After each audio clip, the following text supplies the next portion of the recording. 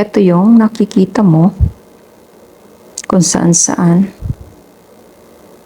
na maghagis ng isang bagay tapos babalik din. O, diba?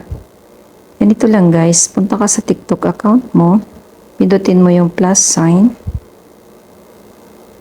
Yan, so kikita mo yung camera, magre-record ka, pindutin mo yung check sign, kaway-kaway mo yung kamay mo, pakita mo sa camera.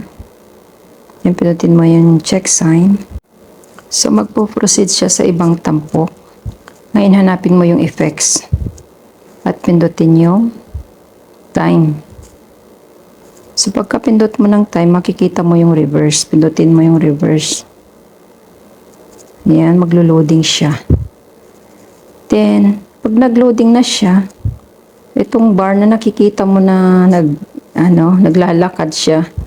Pag natapos dun sa end niya, babalik yung hinagis mo.